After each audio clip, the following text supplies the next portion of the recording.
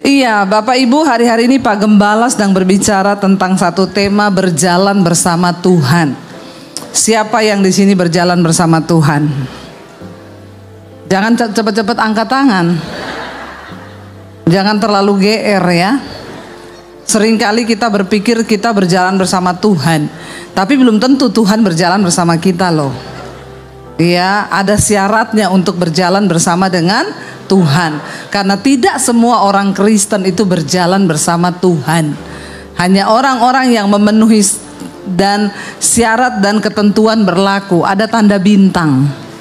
Ya, bagi orang yang mau berjalan bersama Tuhan. Kita baca bersama Keluaran pasal 33. Iya, itu sudah bersin ya. Haleluya ya. Yang bersin tolong tutup mulut ya, supaya tidak menyebarkan. Iya, Keluaran 33, judul perikopnya Musa meminta penyertaan Tuhan di gurun. Jadi kita ini semua membutuhkan penyertaan Tuhan. Sebab tanpa penyertaan Tuhan percuma rumah besar, punya segala macam yang megah, yang mewah. Kalau tidak ada Tuhan di dalamnya percuma. Sebaliknya, walaupun rumah kita pas-pasan, kecil, tapi ada Tuhan, ada sukacita, amin. Jadi pilih rumah besar atau kecil? Ada yang terjebak, kecil, besar, kecil, besar ya. Biar enggak ngantuk ya. Yuk baca pasal 33 Keluaran ayat yang pertama, 1, 2, 3. Berfirmanlah Tuhan kepada Musa, pergilah engkau dan yang telah kau pimpin keluar dari ke negeri yang telah kepada keturunanmu akan kuberikan negeri itu. 2, aku akan mengutus seorang malaikat berjalan di depanmu dan akan menghalau orang Kanaan, orang Amori, orang Het, orang Feris, orang Hewi, dan orang Yebus. 3, yakni ke suatu negeri. Sebab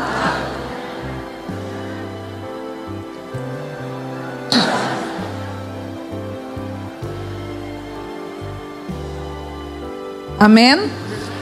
Saudara, jadi satu kali ketika Musa telah membawa bangsa itu keluar dari Mesir, di tengah padang gurun, Tuhan berfirman kepada Musa, pergi bawa bangsa ini menuju ke tempat, ke tanah perjanjian yang berlimpah susu dan madu. Tenang saja, aku akan mengutus malaikatku berjalan bersama-sama kalian di jalan. Dan malaikat itu yang akan berperang melawan orang Amori, orang Feris, orang Het, orang Yebus. Tenang, mereka semua akan dikalahkan oleh malaikat itu. Tapi aku tidak ikut berjalan bersama-sama kamu. Saudara, siapa di sini yang mau kalau Tuhan itu kirim malaikatnya berjalan bersama kita? Ya. Semua pergumulan hidupmu diselesaikan sama malaikat itu. Dia yang bertempur melawan semua. Engkau akan mengalami pertolongan Tuhan, pembelaan Tuhan, mujizat engkau alami. Tapi Tuhan tidak berjalan bersama engkau. Mau enggak? Mau atau tidak? Tapi ada mujizat loh. Ada pertolongan loh. Mau enggak? Yang enggak punya uang jadi ada uang, mau enggak? Yang bener ya, tapi enggak ada Tuhan, tapi ada uang, mau enggak? Pencitraan ini pasti pencitraan ya. Banyak orang Kristen mencari Tuhan karena mengharap pertolongan, mengharap mujizat.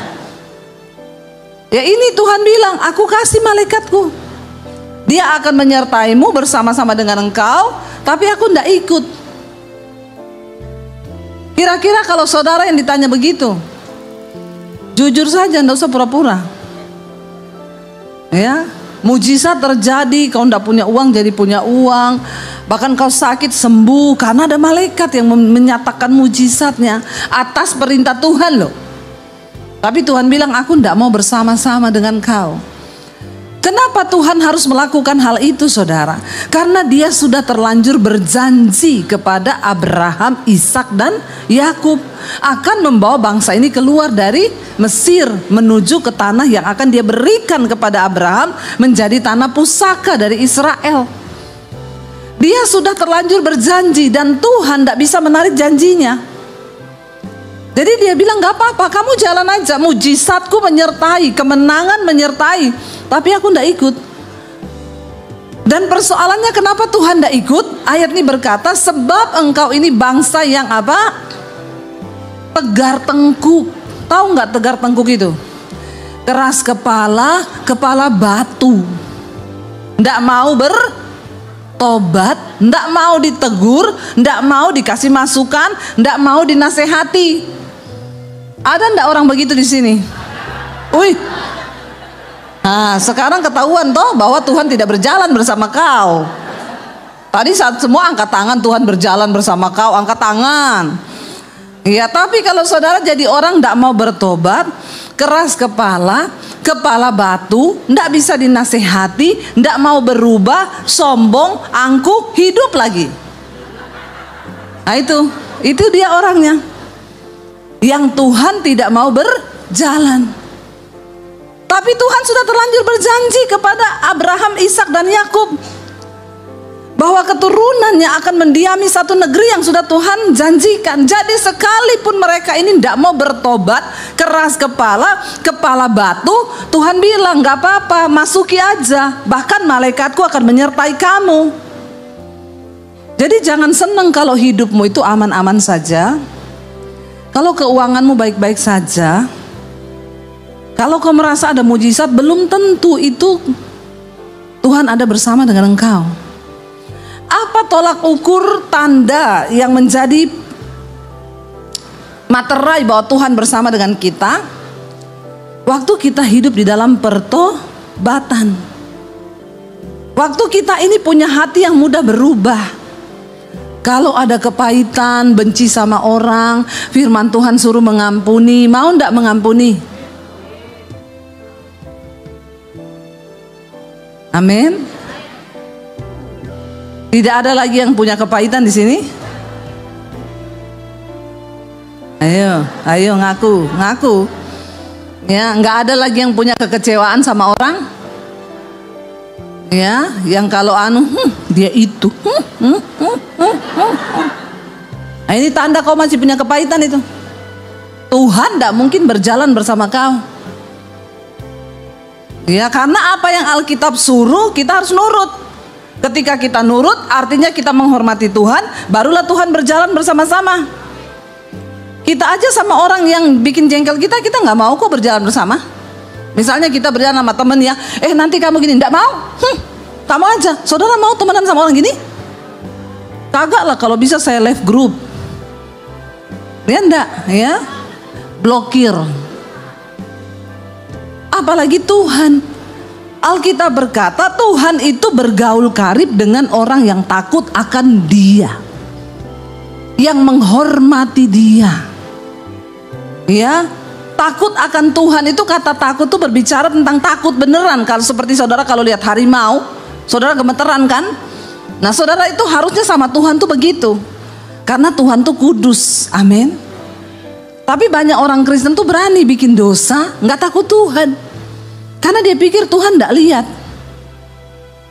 Ya, dia pikir buktinya saya berdosa aja saya masih happy kok. Saya hidup dalam kepahitan juga saya masih hidup. Saya bersinah juga saya masih hidup kok. Sekarang selingkuh juga masih hidup kok saya. Jangan sesat. Allah tidak membiarkan dirinya dipermainkan. Karena apa yang ditabur orang itu juga yang akan dituainya. Amin. Jadi Tuhan bilang, aku tidak bisa berjalan bersama-sama dengan engkau karena engkau ini bangsa yang tegar tengkuk. Ya, kepala batu, keras kepala, disuruh melakukan firman tidak mau. Nanti kalau hidupnya sudah ada masalah baru datang. Pak Wiryo, Bu Flora mau konseling, minta didoakan. Coba kenapa saudara itu suka bolak-balik konseling? Nggak usah konseling, amin. Kalau ada masalah, datang cari Tuhan. Tapi kan saya perlu curhat sama, amin. Nggak usah cari manusia. Datang sama Tuhan, curhat sama Tuhan, doa, serahkan hidupmu, serahkan persoalanmu, nangis saja, nangis. Ya, bolak-balik konseling, yang dikonselingi juga itu terus. Orang itu ya kan kalau konseling sama saya, Bu tolong dong Bu, kasih waktu dong Bu, saya ini mau konseling Bu, apa? Sebentar saya lagi pelayanan, Bu tolong dong, nanti 1 jam lagi, Bu tolong saya lagi seminar, Bu tolong dong, masa nggak mau loh, tolong dong. Akhirnya saya bilang, iya sekarang bisa telepon. Bu, saya ini sudah nggak mau hidup Bu, pergumulan saya berat. Kenapa? Saya terlilit pinjol. Alah, ya urusannya pinjol. Ya, kenapa kau terlilit pinjol? Di sini ada yang kena pinjol? Gak usah angkat tangan, nanti saya baptis ulang. Saya rendam agak lama 20 menit, supaya kau buka mata langsung di rumah Bapa di sorga. Lebih baik tubuhmu binasa tapi jiwamu selamat. Jangan saudara, ya. Kita ini kalau mau mencukupkan diri, hidup dengan apa yang ada, sebenarnya cukup. Sebenarnya cukup. Tapi kenapa hidup kita jatuh dalam persoalan terlilit utang, pinjol? Ya karena kebanyakan gaya. Oh, tul, ya toh? Ya memang benar, karena hukum fisika bilang tekanan itu berbanding lurus dengan gaya. Berarti semakin banyak gayamu, semakin banyak tekananmu. Makin banyak gaya, makin banyak bilang kanan kirimu, gak usah banyak gaya kau, biar gak banyak pergumulan. Bilang, biar gak banyak masalah. Hidup itu kalau apa adanya saja disyukuri, gak banyak masalah. Gak perlu pinjol. Kenapa bisa pinjol? Ya karena kebanyakan gaya. Kemarin itu loh ada orang nonton Bruno Mars, gajinya sebulan 3 juta. Gaji untuk bulan depan dikasbon untuk beli tiketnya Bruno Mars. Bulan depan dia tidak ada uang mau hidup, saya suruh pindah ke Mars. Siapa suruh kau nonton Bruno Mars? Lebih baik kau pergi tinggal di Mars. Gaji untuk bulan ini sudah tidak ada, karena bulan lalu sudah kasbon buat beli tiket Bruno. Ini kan kalau saya bilang goblok ya. Maaf saudara, otakmu tuh kau nggak pakai buat berpikir sesuai yang Tuhan mau. Kenapa? Cuma karena mau gaya-gayaan, mau nonton konser Bruno Mars. Gaji kan buat hidup 1 bulan. Ya, habis itu pinjol. Nanti kalau sudah begitu pinjol itu. Sekali pinjol, memang pinjol itu enak. Cuma dibilang begini, saya sering dapat ini, dikirimi SMS. Debbie Basir selamat, kau mendapat pinjaman sampai 50 juta. Cuma kirim foto pegang KTP. Nggak usah dibalas, langsung diblokir yang begitu-begitu itu. Blokir saja ya. Sekarang ini orang semua tawarin utang. Bank-bank itu loh telepon, halo Ibu Debbie selamat siang, kami dari bank ini mau menawarkan hutang ya Bu ya. Ibu dapat fasilitas sampai 100 juta ya, dan ini bunganya paling rendah, hanya Ibu yang kami tawarkan loh Bu. Saya bilang saya mau, asal kredit tanpa angsuran. Ya kalau cuma tanpa anggunan mau aku, kalau kredit tanpa angsuran mau saya. Dipaksa, ambillah Bu, lumayan loh Bu, 100 juta loh Bu. Saya bilang saya enggak butuh uang. Loh Ibu masa enggak butuh uang? Buat apa buat apa? Enggak butuh.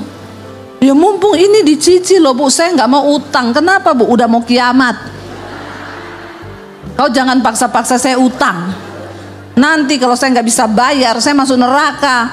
Kau juga yang bertanggung jawab. Amin Bapak Ibu. Jangan tergiur kalau ditawar-tawari utang. Ya, jangan mau. Pokoknya aku mencukupkan diri. Firman Tuhan bilang, Cukupkanlah dirimu dengan apa yang ada padamu. Kalau kita belajar mencukupkan diri, mesti cukup. Kenapa jadi tidak cukup? Karena keinginanmu lebih besar dari kebutuhanmu. Makanya daging ini perlu ditekan. Nggak usah sok gaya-gayaan. Kalau nggak ada, ya bersyukur. Kalau ada, ya nata kehidupan. Ya kalau nggak ada, nggak usah. Saya dulu waktu masih miskin, saya pernah miskin loh. Bener loh. Ya. Dulu kita naik motor, punya motor 1, anak 3. Kalau pelayanan mau bawa anak-anak titip di mertua, naik motor bonceng 5. Bener, saya cerita bener. Ya, anak 3, kami berdua. Saya duduk paling pojok itu, tinggal di besinya motor itu loh. Teganya kau menertawakan saya. Ini kisah sedih, harusnya saudara menangis dan terharu. Ya, sampai kalau ada jegelongan saya bilang suami saya, hati-hati loh, aku jatuh loh, aku jatuh loh. Anak 3 di tengah, saudara. Ya, ada orang bilang, beli mobil aja, bisa cicil kok. Saya bilang, enggak, aku enggak mau utang. Biar saya menderita begini enggak apa-apa, yang penting saya enggak ada utang. Ada orang bergaya, saudara, demi gaya, kelihatan wow. Ya, padahal gaji enggak cukup. Kau enggak berhikmat, akhirnya kau pinjam sana, pinjam sini, kau bikin repot hidupnya orang. Kau sudah menjadi batu sandungan buat orang loh. Ya, saya jalani, mau susah senang ya enggak apa-apa. Saya dulu kalau dapat gaji 50.000, yang nomor 1 saya beli itu beras. Kenapa? Nggak ada yang lain, nggak apa-apa. Yang penting tetap ada beras, kita nggak lapar. Ya, masih bisa bikin bubur, kasih garam, udah enak makan dengan ucapan syukur, amin. Yang penting nggak dikejar utang. Itu kan begitu hidup, ya.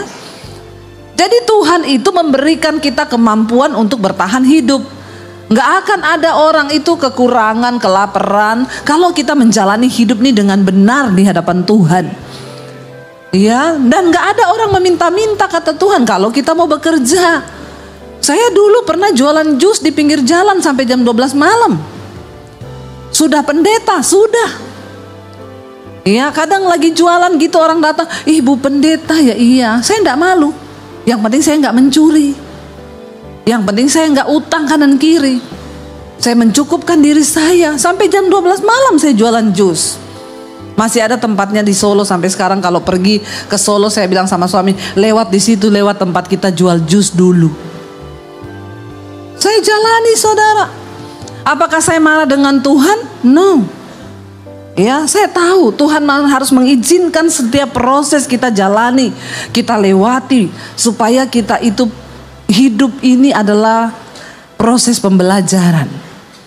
Setiap penderitaan yang kita alami itu akan membawa hidup kita ini semakin bijaksana.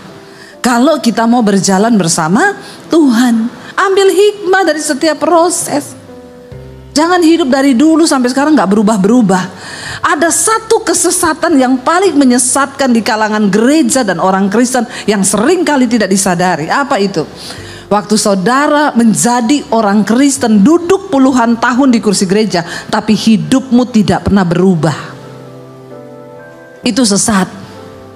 Yang kepahitan tetap kepahitan, yang marah tetap marah, yang kecewa tetap kecewa, yang merokok tetap merokok, yang bersinah tetap bersinah, yang selingkuh tetap selingkuh. Hidupmu tidak pernah berubah.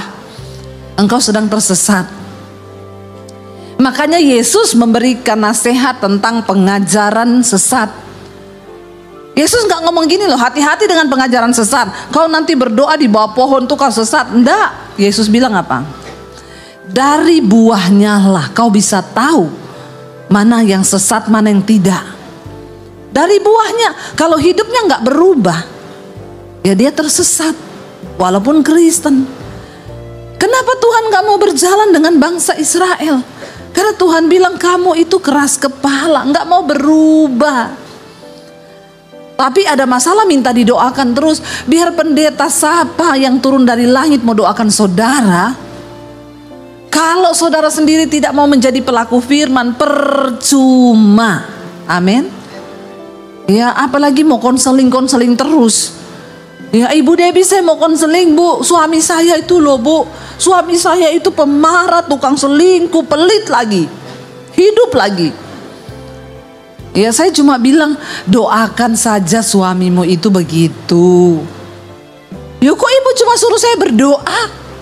Lalu saya mau suruh cerai? Alkitab bilang doakan. Masih bantah lagi saudara. Ibu sih enggak tahu suami saya. Aku enggak mau tahu suamimu. Karena itu suamimu, bukan suamiku. Ya, Ibu sih enggak rasa bagaimana suami saya. Ya, aku mau rasa suamimu. Orang saya punya suami sendiri kok, ngapain saya rasa suami saudara? Ya, enak aja. Nanti nih itu, tapi Ibu nggak tahu dia itu begini. Las dulu siapa yang suruh kau nikah sama dia? Itu sudah nasibmu yang harus kau bayar. Nanti saya tanya, Ibu sudah baca Alkitab belum? Sudah. Sudah pernah dapat nasihat tentang suami yang belum bertobat? Oh, emang ada. Nah ini, ada Bu, nasihat di Alkitab tentang suami yang belum bertobat. Apa itu? Nanti saya bacakan. Hai istri-istri, jika engkau bersuamikan seorang yang belum bertobat, maka menangkanlah suamimu tanpa perkataan, hanya dengan perbuatan, agar suamimu melihat bagaimana saleh dan murninya istrinya itu, sehingga dia bisa percaya kepada Tuhan Yesus. Nanti saya bacakan begitu gitu. Oh, ada tuh di Alkitab.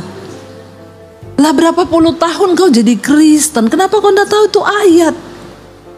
Kenapa hidup kita ini menderita?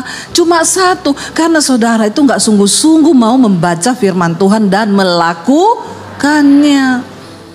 Semua persoalan di hidup kita itu ada di Alkitab. Jadi tidak usah cari-cari Bu Flora, tidak usah cari-cari Pak Wiryo mau konseling. Orang yang konseling itu orang yang malas baca. Amin. Bilang kanan kirimu, bertobat. Gak usah konseling terus. Minta didoakan terus. Ya, kenapa kau konseling terus? Karena kau tidak mau baca Alkitab. Ada semua loh jawabannya di Alkitab itu ada. Masalah apapun, keuangan ada, hutang piutang ada. Orang miskin ada karena kau malas gak mau kerja. Orang yang gak mau kerja janganlah ia makan. Ada di Alkitab. Tapi nanti jemaat kalau dikasih ayat itu kepahitan. Masa ada pendeta kasih saya ayat ndak kerja ndak makan? Lah, kalau kau menentang firman Tuhan, itu artinya engkau menentang Tuhan. Karena barang siapa yang tidak menjadi pelaku firman, engkau itu seperti orang yang mengamat-amati mukanya depan cermin, lalu dia lupa mukanya, lalu dia pergi. Orang seperti itu menipu dirinya sendiri. Amin Bapak Ibu.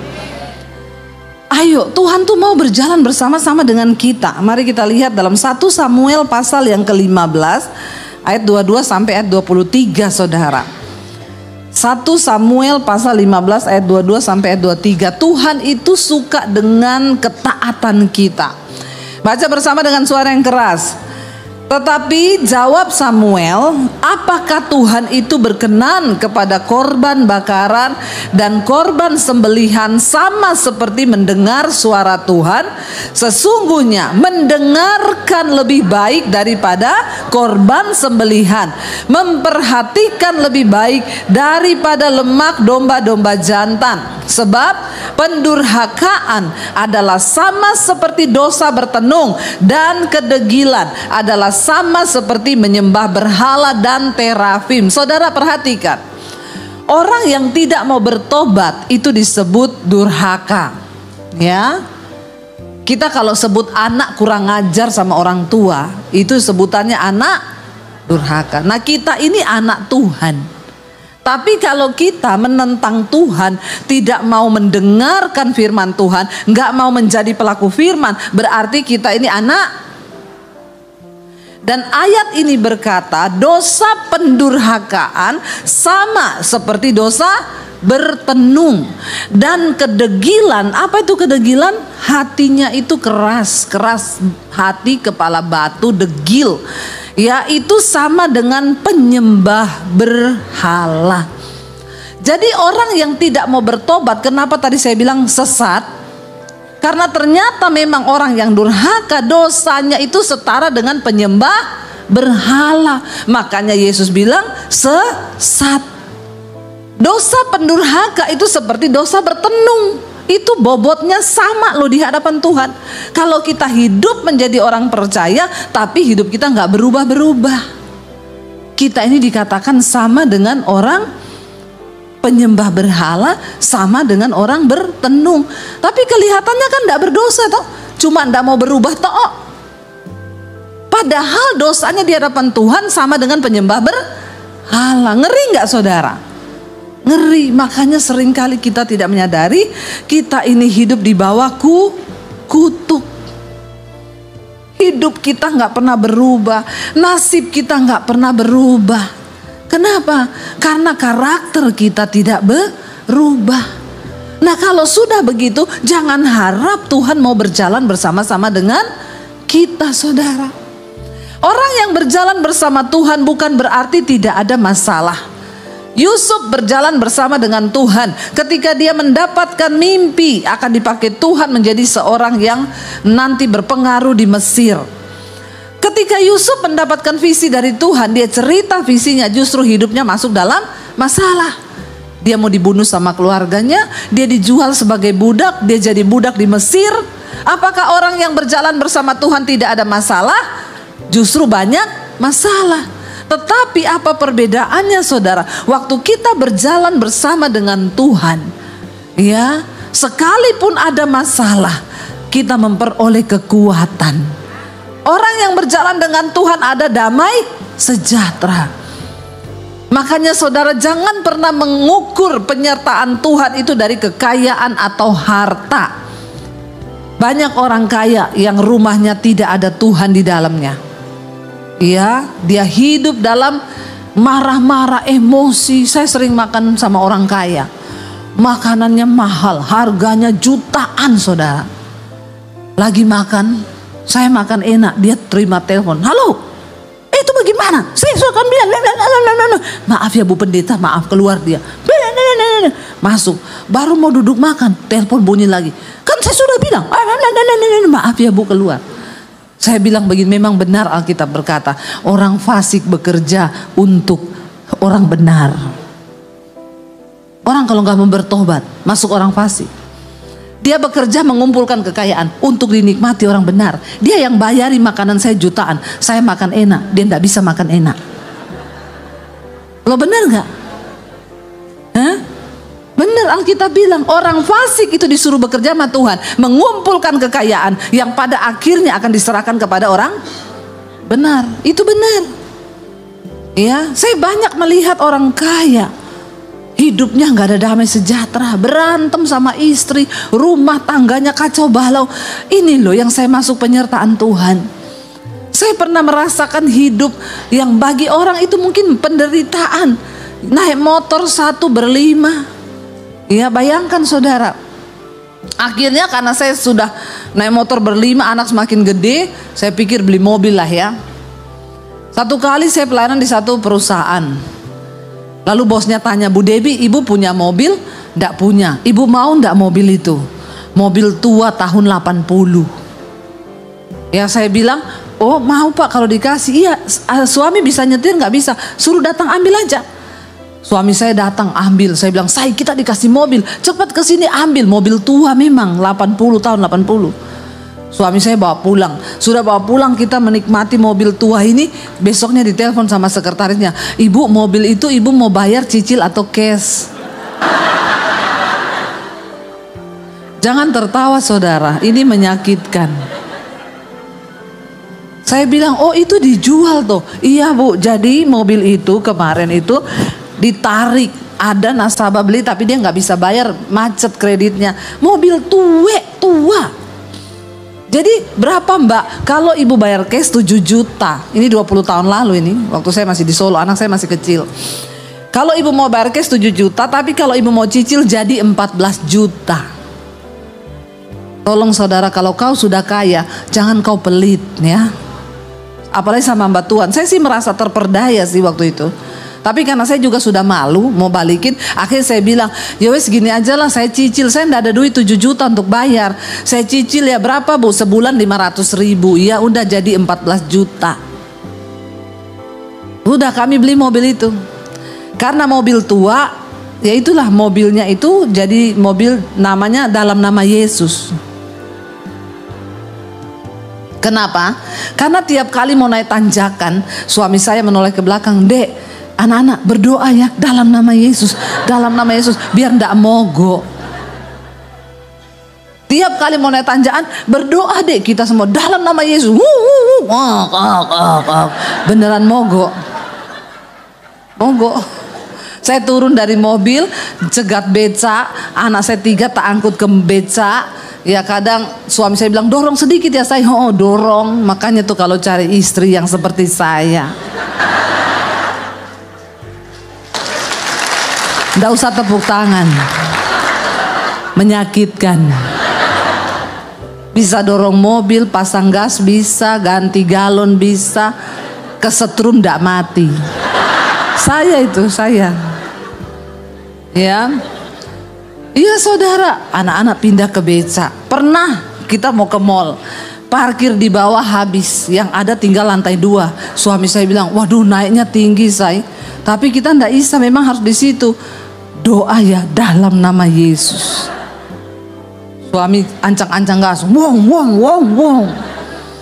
Kita semua dalam nama Yesus, darah Yesus digas saudara. Sampai di tengah, brak tak tak tak tak tak tak tak.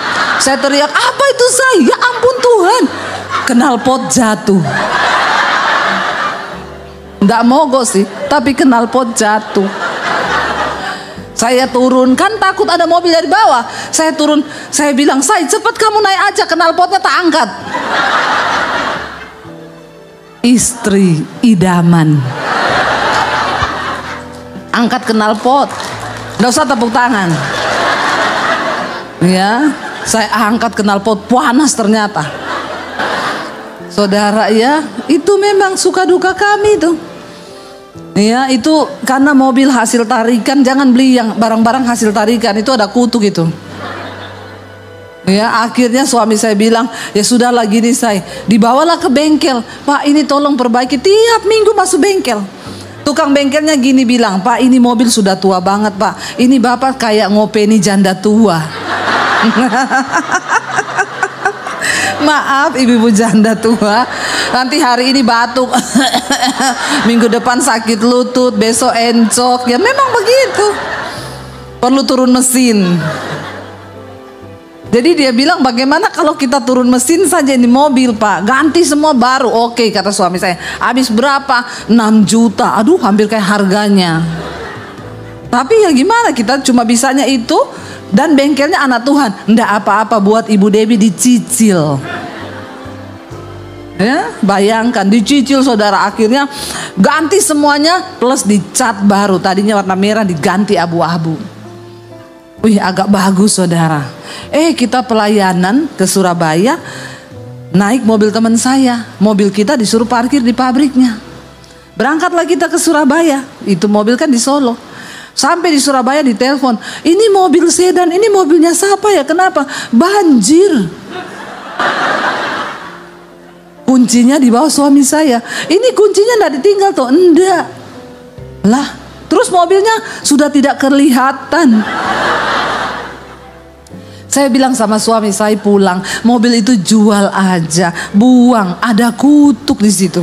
Karena itu mobil tarikan yang orang nggak bisa bayar, terus kita beli, itu dikutuk sama pemiliknya. Ya jadi saudara, ya saya pernah mengalami itu semua loh. Ya, jangan pernah melihat kita yang hari ini, karena semua orang itu pasti punya cerita. Tapi di saat itu apakah saya nggak bersyukur? Saya bersyukur. Mau pelayanan teman saya telepon, kita kan nanti KKR-nya di sini jauh ya. Aku tak nebeng di mobilmu ya, soalnya saya naik motor. Ini kan udah mendung. Oh iya datang aja. Datanglah dia, motornya parkir di rumah saya. Naik mobil, hujan deras, kebanjiran di mobil, hujan bocor. Dia susah tempel-tempelin tisu. Dia bilang kalau tahu tadi saya naik motor saja daripada begini naik mobil, tapi bocor sana bocor sini. Saudara, tapi ya kami menikmati dengan ucapan syukur. Memang kita harus melewati itu. Berjalan bersama Tuhan bukan berarti nggak ada masalah, tapi ada damai sejahtera. Ya, ketimbang orang lain yang kelihatannya wow, tapi dalam hidupnya nggak ada damai sejahtera, buat apa? Ya, ketika orang-orang hebat di Alkitab berjalan bersama Tuhan, mereka melewati semua kesusahan. Tapi apa yang pada akhirnya membuat mereka bersuka cita? Karena mereka taat mendengar suara Tuhan. Makanya Alkitab berkata, berbahagialah kalau kamu menderita karena kebenaran, karena roh kemuliaan itu ada padamu. Kita menderita karena kebenaran, bersyukur. Jangan sampai kita menderita karena kebodohan kita sendiri, karena dosa kita. Tapi kalau kita menderita karena kehendak Tuhan, mengucap syukurlah. Itu berarti roh Allah, roh kemuliaan ada di dalam hidup kita. Amin. Waktu kita mengucap syukur bersama Tuhan, berjalan bersama Tuhan, Tuhan itu pasti menyatakan kemuliaannya. Kita lihat yang terakhir, Musa berkata apa kepada Tuhan? Kembali ke Keluaran 33 ayat yang ke-12, saudara. Akhirnya Musa berkata begini kepada Tuhan. Baca bersama ayat yang ke-12. Lalu berkatalah Musa kepada Tuhan, memang engkau berfirman kepadaku, suruhlah bangsa ini berangkat. Tetapi engkau tidak memberitahukan kepadaku siapa yang akan kau utus bersama-sama dengan aku.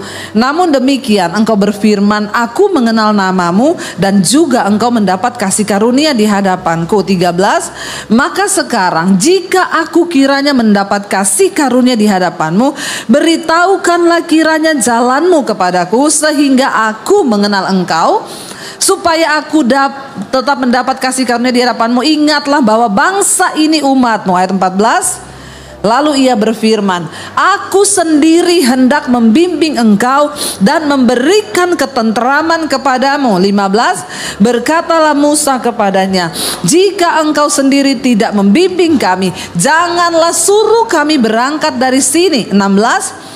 Dari manakah gerangan akan diketahui bahwa aku mendapat kasih karunia di hadapanmu?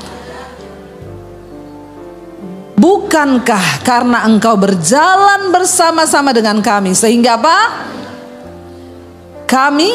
Aku dan umatmu ini dibedakan dari segala bangsa yang ada di muka bumi. Waktu Tuhan berjalan bersama dengan kita, Alkitab berkata, kita ini berbeda dengan orang yang ada di luar Tuhan. Waktu Tuhan berjalan bersama kita, ada damai sejahtera di hidup kita. Saat ini orang dunia sedang ketakutan. Semua tidak mengerti nanti ke depan apa yang akan mau terjadi. Ya, Yesus berkata orang-orang dunia di akhir zaman akan mati ketakutan berhubung dengan berita-berita yang akan didengar. Ya, hari ini banyak orang ketakutan, lempeng bumi mau bergerak. Banyak yang tanya, ibu nggak mau lari ke Singapura? Ya, saya bilang, ibu nggak mau lari ke luar negeri? Saya bilang, biar kau mau lari ke Mars, ke Pluto sana. Kalau sudah waktunya mati, mati. Nggak usah berpikir mau lari kemana. Hari ini lakukan bagian kita, mencari perkenanan Tuhan. Soal mati atau tidak, itu urusannya Tuhan. Soal ini lempengan bumi mau bergerak atau tidak, walaupun manusia sudah memprediksi setiap ratusan tahun terjadi, kalau Tuhan berkata tidak, tidak akan terjadi.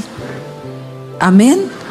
Bagian kita, ayo taat pada Tuhan, sebab Dia lebih suka hati yang mendengar daripada sekedar mempersembahkan korban.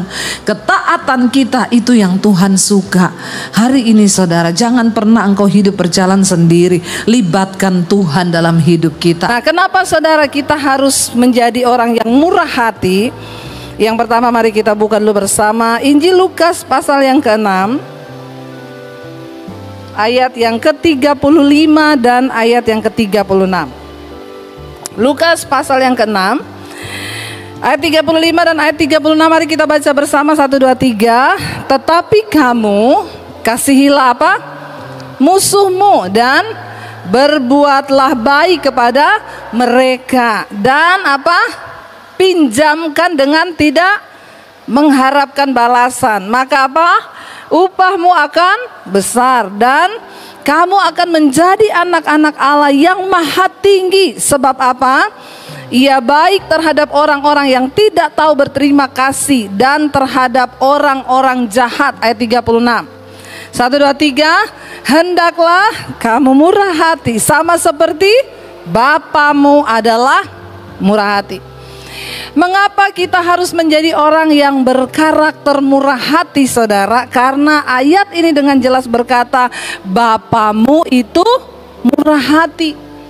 Menjadi umat yang menjadi sama seperti Kristus, salah satunya adalah murah hati. Saya selalu berkata begini, orang dunia itu kalau cuma kita doakan dia nggak terasa. Ya, kita doain tok, ya nggak perasa dia. Makanya Yesus berkata, ikatlah persahabatan di dunia ini dengan mamon. Ya, karena orang dunia itu lebih cerdik daripada anak Tuhan. Saudara, ayat ini berkata kita harus murah hati karena Bapa kita itu murah hati. Kita bersyukur punya Bapa yang murah hati. Kalau enggak, udah binasa kita semua. Kalau Bapak kita nggak murah hati, hari ini kita nggak ada di sini. Hari ini saya tidak mengenal Kristus. Mungkin saya nggak tahu, atau saya sudah mati hari ini bunuh diri. Kalau dia Bapak yang nggak murah hati.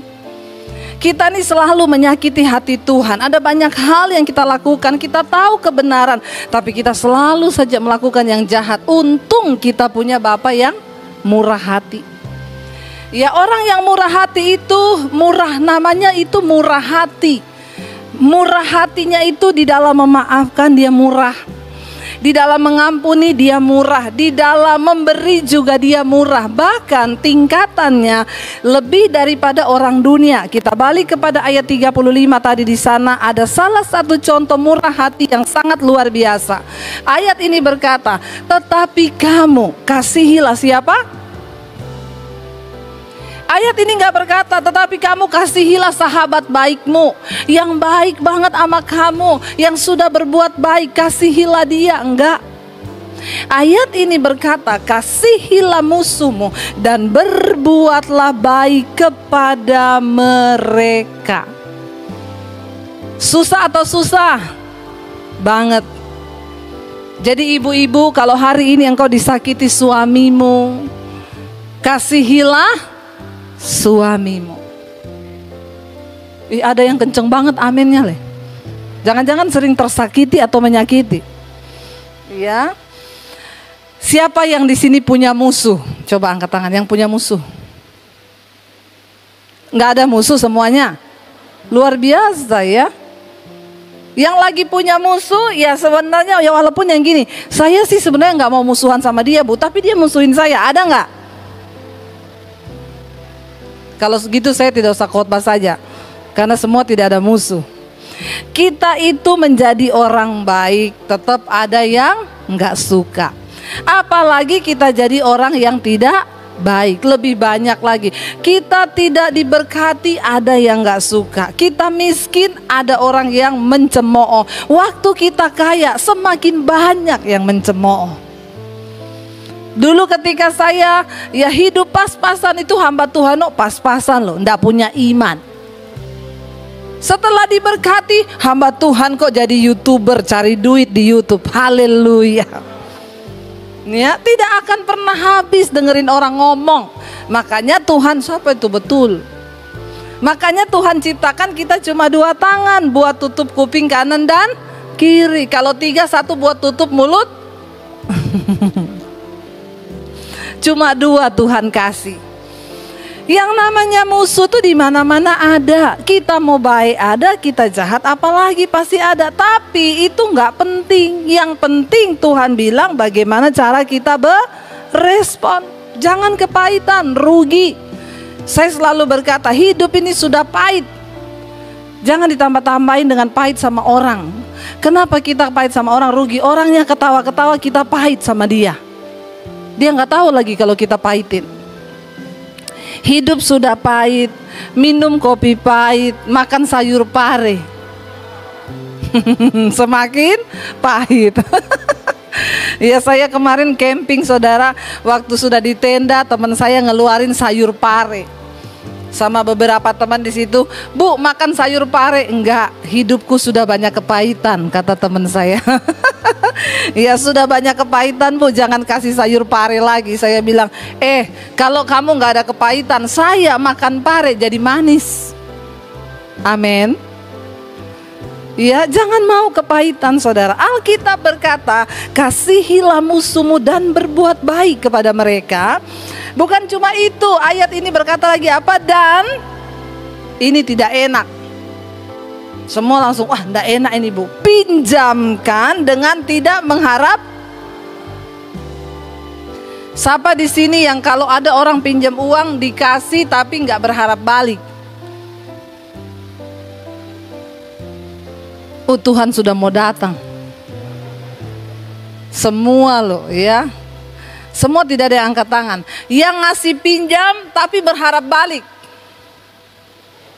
nggak ada juga, Pak. Yang sama sekali nggak ngasih pinjam orang. Terus maunya saudara itu apa? Hidupmu datar sekali ya. Kok nggak ada apa-apa yang di dalam hidup itu? Sekali lagi saya tanya, yang ngasih pinjam tapi nggak berharap ganti, nggak apa-apa, angkat tangan saja. Nggak ada ya, yakin nggak ada. Yang ngasih pinjam tapi berharap ganti, ada beberapa. Yang ngasih tidak pernah ngasih pinjam sama sekali, kayaknya semua nih, Pak. Nah, sekarang kita mau mendengarkan prinsip kerajaan Allah, bukan prinsip kita. Ayat ini berkata, "Dan berikan pinjaman dengan tidak mengharapkan balasan." Caranya gimana, Bu? Kalau orang datang pinjam, ya saya pernah, "Bu, ya masih ada hubungan dekat sih ya. Dep, boleh nggak pinjam 5 juta? Buat anak saya masuk sekolah, nanti saya ganti bulan depan." Janji manusia itu kalau mau pinjam manis seperti madu. Bulan depan, waktu kita menaruh harap bulan depan, maka tidak datang-datang. Ya, lebih baik saya balas dia gini, "Maaf kalau 5 juta saya belum bisa ngasih." Jangan bilang nggak ada loh, padahal ada. Dosa lagi. Jadi bilangnya apa? "Saya belum bisa ngasih segitu, tapi saya kasih 2,5 juta, nggak usah ganti." Amin. Karena Alkitab bilang kamu juga jangan menolak orang yang datang memohon kebaikan sementara kamu bisa melakukan hal itu. Kita harus masuk ke level yang lebih dalam. Mau lihat diberkati Tuhan gak? Jangan jadi orang yang pelit. Bilang kanan kirimu, jangan pelit. Orang pelit gak masuk surga. Ya, ada orang itu ngekep, saudara, sampai gak bisa. Pokoknya dia punya prinsip gini, sekali uang masuk dompet dalam nama Yesus gak keluar lagi. Ini perlu dibaptis ulang, rendam 15 menit. Begitu buka mata langsung di rumah Bapa di sorga ya. Kasih pinjam, jangan harap ganti, kata firman Tuhan. Orang Kristen sekarang gak bikin status di Facebook, nagih utang di Facebook loh. Nggak usah ucapin selamat tahun baru, bayar dulu utangmu yang lama. Ada lagi sebut nama ya. Janganlah tidak menjadi berkat. Kita ini suratan Kristus yang terbuka. Lebih baik saudara memberi dengan kerelaan, tapi tidak usah harap ganti. Daripada ya saudara itu ngasih berharap ganti, lalu jadi kemarin ada orang WA saya, "Bu Debbie, apa yang harus saya lakukan?" Dia kirim WA-nya orang, "Bu, pinjam uang dong, saya ini mau bayar ini belum bisa. Ini gimana ya Bu Debbie?" Saya bilang gini, itu orang udah sering Bu dan tidak pernah ganti, nggak usah dikasih. Kalau udah kayak begitu udah salah itu. Kita nolong orang harus lihat-lihat juga saudara ya. Terus Bu, dia pernah udah pinjam dulu ratusan juta nggak balik. Ya, apa yang harus saya lakukan Bu? Saya tagih nggak pernah dibalikin. Relain Bu, nggak usah minta, daripada ibu kena kanker hati. Lo bener nggak saudara? Ya, ngapain? Kan ibu juga nggak miskin kan sekarang, tapi tandai. Dan ibu ya saya ajarin sekarang, jangan memberi apa yang orang itu mau. Kita nggak tahu orang itu uang buat apa loh. Ya, jadi kasih semampunya ibu, tapi udah nggak usah harap ganti. Selama kita masih bisa. Gitu ya Bu. Jadi uangnya ini relain Bu. Nggak usah diingat-ingat lagi. Nanti ibu nggak bisa tidur, nanti ibu apa. Tapi sekarang harus lebih bijaksana. Ya, orang pinjam kasih, nggak usah harap ganti. Saudara diberkati Tuhan. Ya, saya selalu menyaksikan ini saudara. Satu kali, ya mungkin ada beberapa yang sudah dengar di beberapa khotbah saya, tapi nggak apa-apa kan untuk bisa jadi berkat karena saya mengalaminya. Dan kebetulan temanya lagi murah hati. 19 tahun yang lalu, karena seumur anak saya yang gede ya. Sekarang anak saya 19 tahun mau 20. Waktu dia masih bayi, saya punya uang tinggal 50 ribu. Lalu tiba-tiba malam jam 10 malam ada yang ketok pintu rumah. Saya bilang suami saya, buka, siapa ya? Jam 10 malam bertamu ini mesti kalau nggak penting banget nggak mungkin. Suami saya buka, nggak lama suami saya masuk ke kamar. Ada penjual soto yang di pinggir gereja itu, dia sebutin namanya. Kenapa? Mau pinjam uang. Waktu itu uang saya dan suami tinggal 50 ribu 19 tahun yang lalu. Dan itu kalau 50 ribu bener. Cek ATM juga saldo minta maaf. Maaf, saldo Anda tidak cukup. Ya padahal lagi nggak lebaran, minta maaf terus dia. Lalu saya tanya sama suami saya, buat apa? Anaknya demam, mau dibawa ke klinik malam ini. Ya uangnya kurang, dia pinjam 50 ribu. Saya bilang, kenapa nggak 25 ya? Kan uang kita tinggal 50 dan besok anak susu anak saya habis loh. Saya mau tanya, kalau saudara jadi saya, apa yang harus saudara lakukan? Mikirin kita dulu kan? Saya juga bergumul lama, saya diem. Terus suami saya itu bilang gini, aku terserah kowe. Karena yang lebih peka itu kowe lah. Apa yang Tuhan suruh, pokoknya aku manut wae. Kata suami saya. Enak kan kalau jadi istri, suami bilang begitu kan. Makanya istri-istri harus bijaksana, amin. Uang itu dipergunakan sesuai dengan ya kemauan dan kehendak Tuhan. Jangan kita buat senang-senang diri kita sendiri. Kata suami sama saya, Bu, saya itu pusing punya istri pintar cari duit. Duit saya sembunyi di mana aja dicari sama dia. Iya susah cari istri yang pintar cari duit. Di kos kaki hilang, di rak buku hilang. Jadi tiap hari saya ini bawa uang sial. Kenapa? Sial udah saya umpetin, ditemuin juga sama dia. Lalu saya bilang ke suami saya, aduh gimana ya, padahal besok Angie susunya habis loh. Tiba-tiba ayat itu datang di benak saya.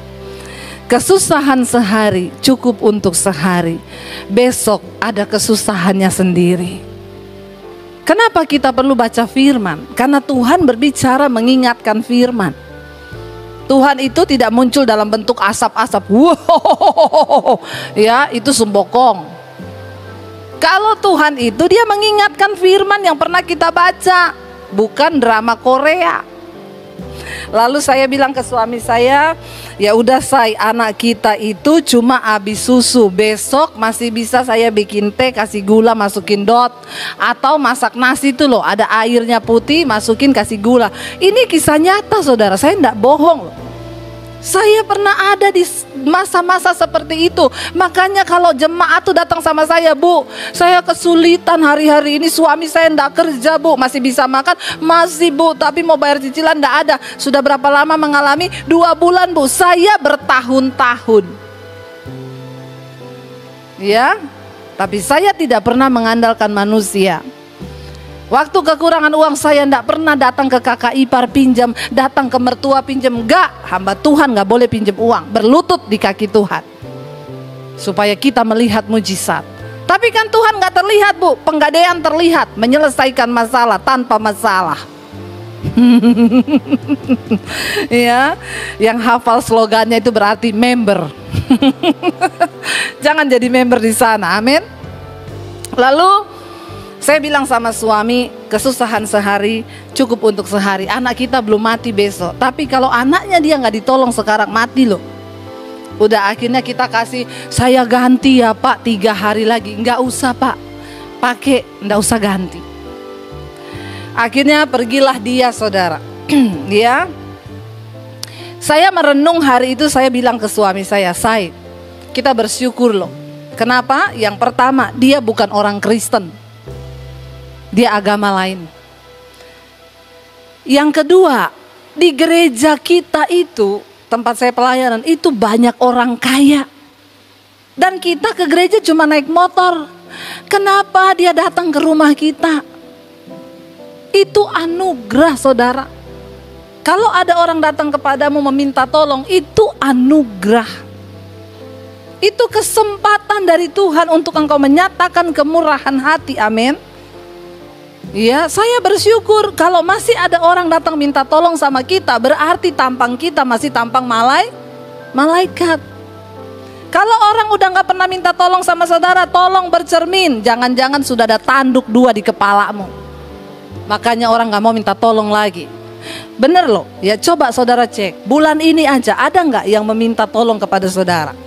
Saya bersyukur, ya ada beberapa saudara. Saya tolong. Bapak kita murah hati. Lalu akhirnya suami saya kasih.